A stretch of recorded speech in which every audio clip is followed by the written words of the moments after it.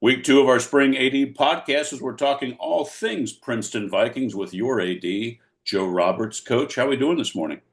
Hey, Rob, it has been a great spring. It's been a great weekend, great start. We've had some great weather, and looks like today's going to be a really good day. Yeah, the only thing I think there might be a little blip at about 4 o'clock, which is not a good time for us producing spring sports No, events.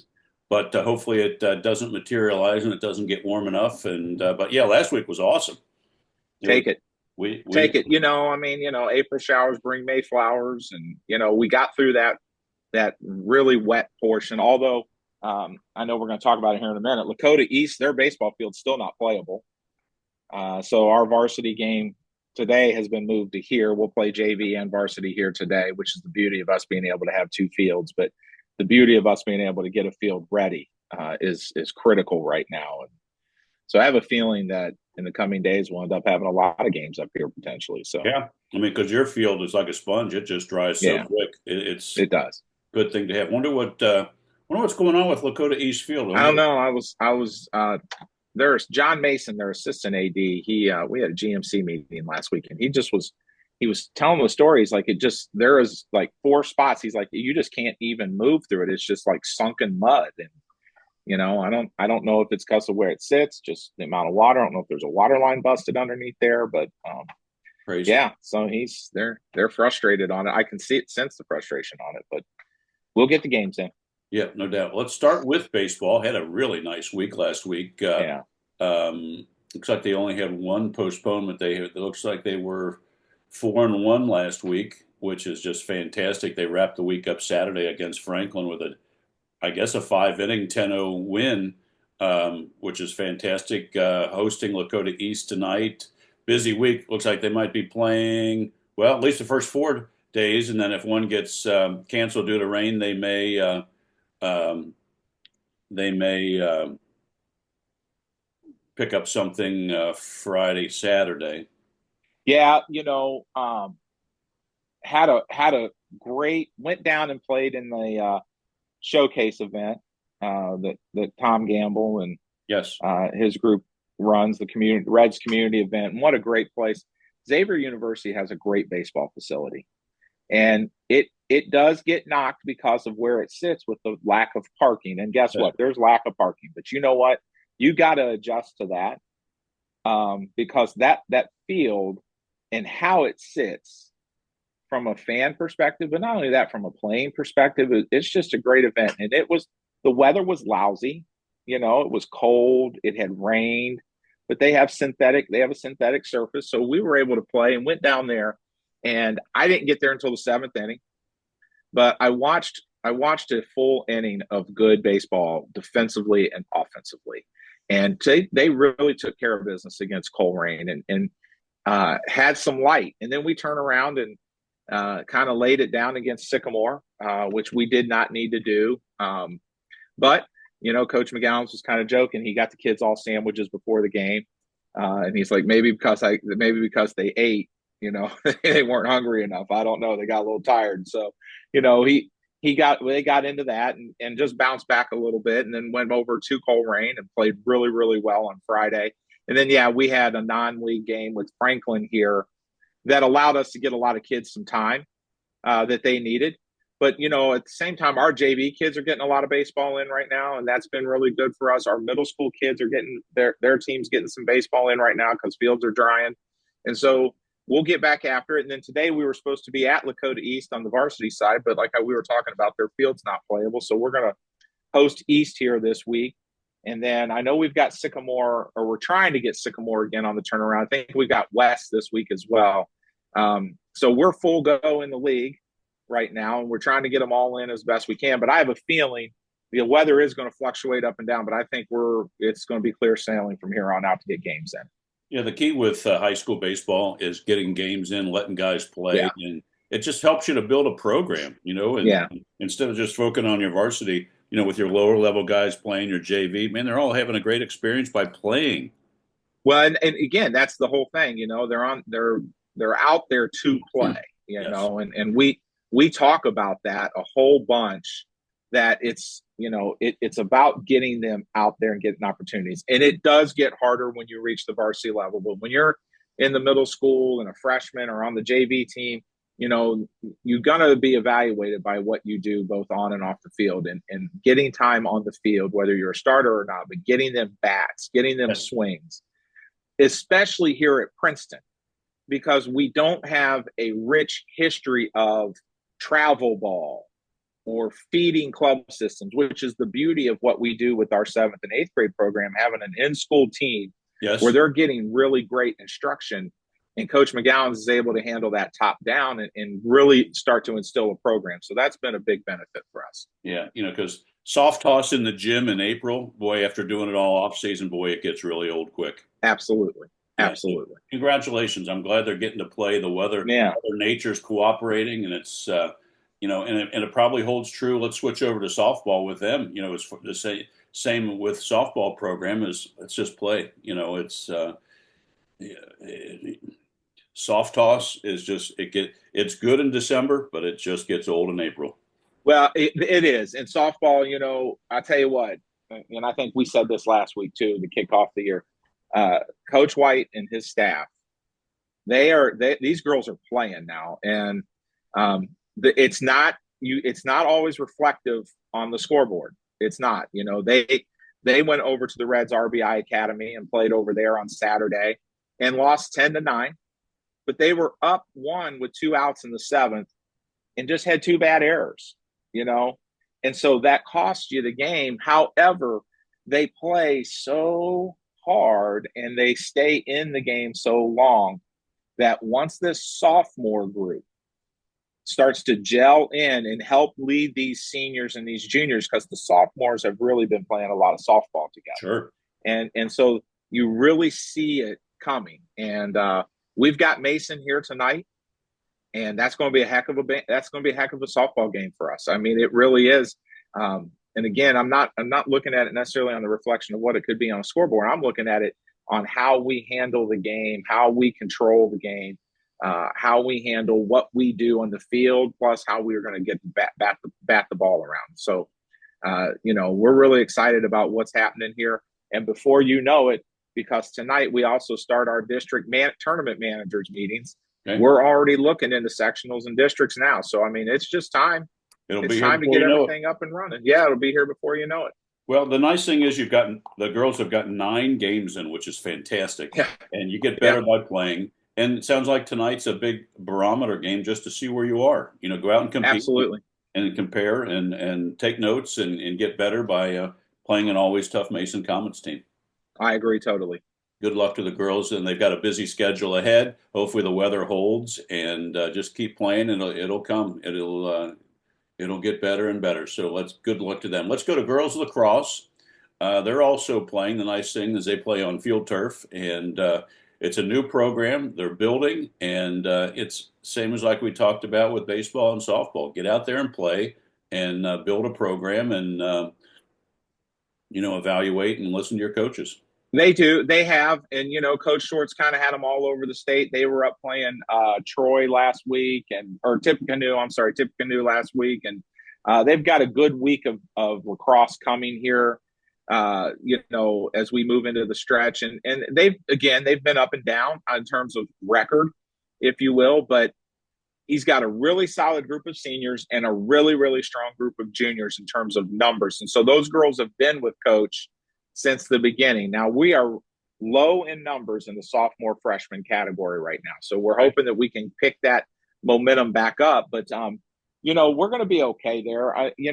This will be the first year that we compete in the OHSAA tournament. So it's different for them. This is the first year that we've competed in the GMC.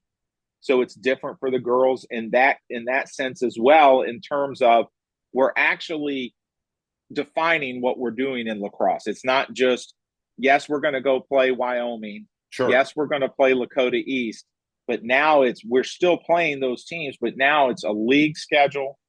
So you have some consistency there, and you're competing in the state tournament. So those items are very important in the building block of what we're trying to do here for our lacrosse program. So looking forward to trying to get down and catch a match. I think we're at Roger Bacon coming up maybe in 2 weeks, and I know I'm going to try to get there for that one. I may try to get over to Wyoming this week to see them there too. So Yeah, and it looks like it's a looking forward to it. good schedule to be, as we talked with softball, good barometer week uh, Yeah, with Oak Hills, McNick, Miamisburg. Just kind of see where the program is, what we've got to do, and and having a league program now, and then it's OHSA. It helps for recruiting too. Kids get to it know, does. Yeah, it's not a club sport. It's right, and it shows that it does. It shows the value that the kids have put in because the investment is because of them. I mean, if it wasn't for our students and it wasn't for our coaches that were dedicated to try to keep this sport going, we wouldn't be where we are right now. And so they're going to continue to do that. And so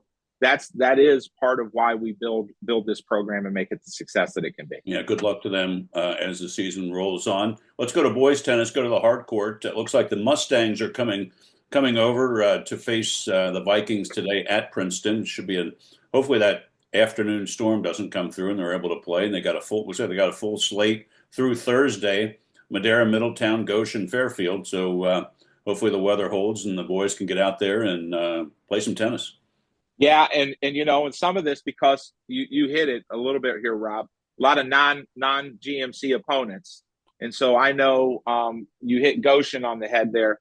We are not going to be able to play Goshen JV because they've got to make up a match in their league JV. But I believe the varsity's staying. But it's going to be that jumping back and forth too because you're battling the weather. But this is a good week to get some of those non-league matches in for the kids. Get them some chances to be on the court, see some different opponents. Madera is Division II or Division III. Goshen is Division II, I believe. And so we're going to see some other divisions as well. But that also gives you a chance to just get out there and see some different tennis and get ready. And then you come right back in and you jump into the league and we'll battle back and forth for that. And of course, before you know it, we'll be talking about the GMC tennis tournament. Yeah, it's going to be here before you know it. No question. Well, good luck to them this week. Hopefully they get a lot of matches in and weather holds. Let's go to track and field. Let's see. Their season is, did you guys have your Princeton Invitational on Saturday? We absolutely did. And it was fantastic, Rob. You and I talked before we started the recording about how great the weather was. And right. We had 24 girls teams here and 24 boys teams here. And it was a day and to see it was a day. And we saw some high level track. We had Coach Braddix and Coach Smith did a fantastic job of getting in some teams that compete at a very high level. We had strong local teams in Loveland, Sycamore, Lakota East, Little Miami. They were Mercy McCauley. They were all here. St. X was not here. I apologize. LaSalle. So we saw some really strong local teams, but then they go bring in Pickerington Central, Ooh. New Albany. I know they're tough. Capital High School out of Charleston, West Virginia. We bring in a team out of Michigan. We brought in Glenville and we bring in Springfield. And so you start to see some really, really high caliber athletes. And our kids stepped up and competed. And I had to tell a couple of our kids that were on that 4x1 early on. I'm like, they were kind of disheartened because they got beat. And I said, do you guys understand? We don't host an invite to say that we won our own invitational.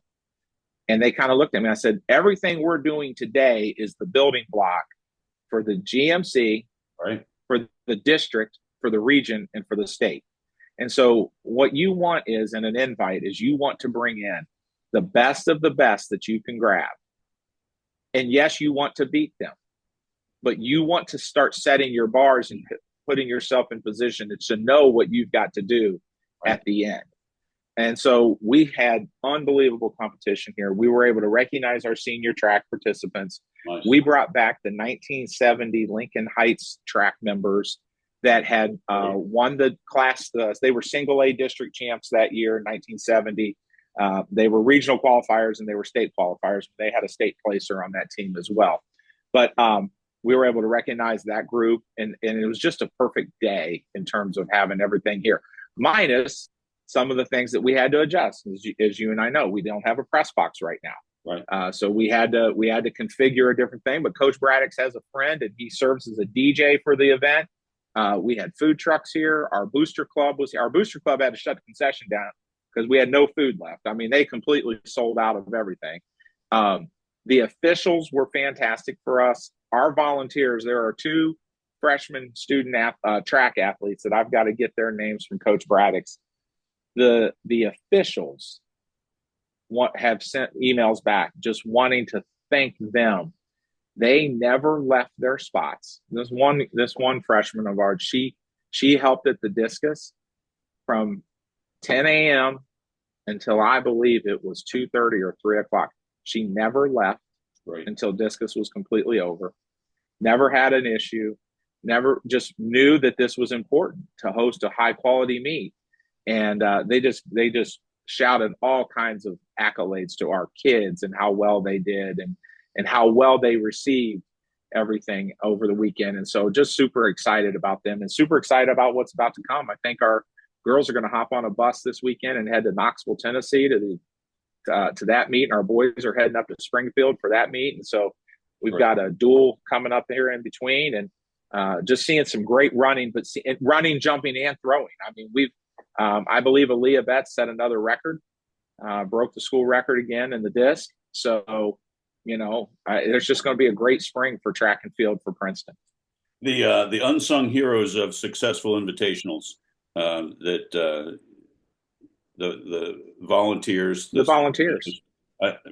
It's you can't, folks that people that have never been around track and field, or people that you cannot have a track meet unless you have help. Yep. It just, people can talk about, well, it takes a lot to operate a football game, and it absolutely takes a lot to operate a football game. But you cannot even begin to have a track, just the hurdles, just adjusting the hurdle heights alone. You've got to have at least events going on at the same time. I mean, you have to have people that are willing to jump in. And Coach Braddock's and Coach Smith had students that weren't going to be competing on Saturday that jumped in and said, "We got you." And then not only that, but our own competitors, they made sure if they needed to move the starting blocks or help adjust the hurdles, they helped adjust the hurdles. It didn't hurt them one bit. So they all were involved in it because they knew that this was their invite, and they were extremely proud of that. So great day. That's fantastic. Good luck to both the boys and girls as they travel a little bit this week, and some great competition ahead. And get ready for the end of May, because that's what you're running for. That's our target, is the end of May. Yeah. Let's wrap with Coach Duckworth's boys volleyball team. They are, let's see if they have a busy week ahead. It looks like they do. They do have a busy week. Looks like they're traveling to Fairmont this evening. Yeah. Hosting Oak Hills Tuesday. Looks like there must be a tri-meet maybe at Sycamore on Wednesday. So a busy early week for boys volleyball. Very busy week for boys volleyball. Going to hop on that bus and head to Kettering Fairmont, as you said, tonight, and get a good match in there from a really quality, solid Dayton opponent. And again, mindset's the same. Yes, we have a tremendously difficult league schedule and competing in the GMC, but getting Kettering Fairmont on the schedule is very important for us when it comes to sectional and district seed meetings. Yes. Or not district seed meetings, because of how that's structured for the tournament.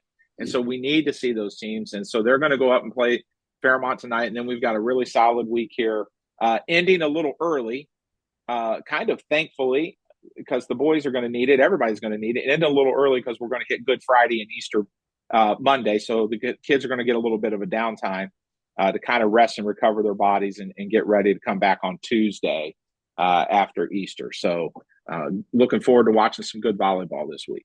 Yeah, sounds great. Well, good luck to them.